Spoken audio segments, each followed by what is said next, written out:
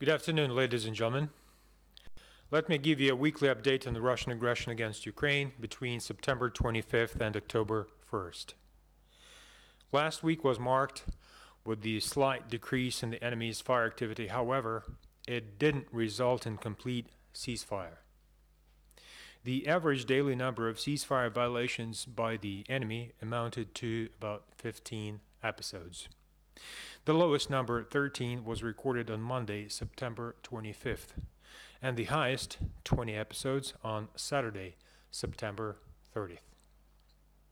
The overwhelming majority of armed provocations by the militants were carried out during the nighttime when the representatives of the OSCE and the International Committee of the Red Cross are not present. Now let's have a look at the overall situation at the front line over the past week. Luhansk sector. Last week, the intensity of hostile fire was the lowest among all sectors. The enemy ceasefire violations using small arms were predominantly registered in the area of Bakhmut Road and near Stanitsa Luhanska.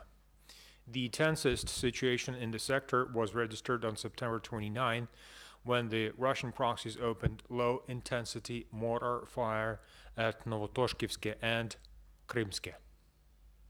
Last week, the daily number of ceasefire violations by the enemy ranged between 0 and 4. Donetsk sector. Over the previous week, the intensity of enemy fire in this sector continued to be the highest along the entire front line. Russian-backed militants initiated up to 10 ceasefire violations with grenade launchers per day. The areas of enemy combat activity remain the same, vicinities of Gorlivka, Avdiivka, and Donetsk Airport. On September 27th and 29th, the situation in the front line deteriorated. On Wednesday, invaders opened mortar fire and tank fire against Avdiivka, as well as engaged Pisky. On Friday, Russia-equipped militants opened fire with mortars and main battle tanks in the area of Avdiivka, having discharged nearly 80 shells and mortar bombs against Ukrainian armed forces. Last week, the daily number of ceasefire violations by the enemy ranged between 5 and 10 episodes. Mariupol sector. Last week, the intensity of hostilities in the sector significantly decreased.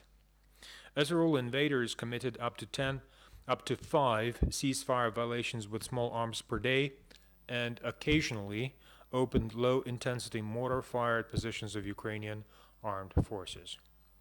The enemy paid particular attention to southern defense lines. However, the tensest situation in the front line was on September 28th, when Russian proxies fired 35 mortar bombs at Mariinka. Last week, the daily number of ceasefire violations by the enemy ranged between 4 and 9. Between September 25th and October 1st, Ukrainian troops registered 5 episodes of hostile drones conducting aerial reconnaissance in the ATO area, 4 of which in the Luhansk sector and 1 in the Mariupol sector. No instances of enemy aerial scouting were recorded in the Donetsk sector last week.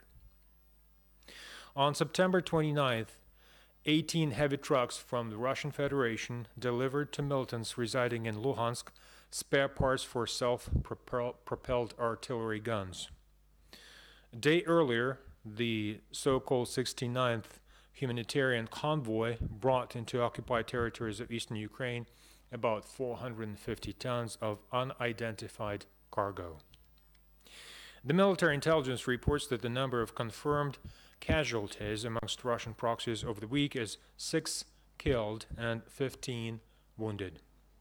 The enemy suffered most casualties in the Bakhmut Road area. Additionally, enemy lost an infantry fighting vehicle and an anti-aircraft autocannon in combat during last week. As Ukrainian military intelligence confirms, due to heavy losses of the Russian armed forces in Syria that are constantly increasing, The recruitment effort of contract fighters amongst militants of so-called LPR and DPR has significantly intensified lately. The selection or recruitment of military personnel is mainly carried out by representatives of the Russian private military companies.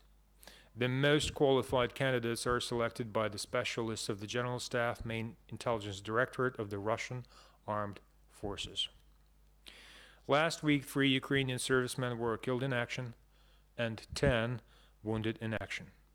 All fatalities occurred as a result of booby trap explosions. Additionally, as the General Staff of the Ukrainian Armed Forces reports, the overall combat losses within the ranks of Ukrainian military since the beginning of the war in eastern Ukraine amount to 2,745 troops killed in action and 10,142 service members wounded in action. Our hearts go out to the families and friends of the fallen Ukrainian heroes. Again, residential and industrial areas in the frontline villages and towns came under intense enemy shelling last week. 9 private homes were damaged by enemy hostile fire. 7 of them are located in Mariinka, Mariupol sector, and the other 2 are located in Zaitsevo and Avdiivka, Donetsk sector. Also, 1 non-residential building in Zaitsevo was hit by enemy shells. Additionally, last week, 2 segments of electric power lines in Avdiivka and in Yasynovata district, Donetsk sector, were destroyed by enemy shells. In addition, 1 section of gas pipeline in Bakhmut district was damaged by enemy hostile fire. All the breakdowns were repaired by Ukrainian emergency services in a timely manner. Last week, Ukrainian authorities arranged for access and safe passage through government checkpoints on the contact line of 3 trucks loaded with humanitarian aid for civilians living in the temporarily occupied territory of eastern Ukraine. Nearly 20 tons of food and 14 tons of medicine were donated by the International Committee of the Red Cross and the UN High Commissioner for Refugees. That will be all for today. Thank you very much for your attention.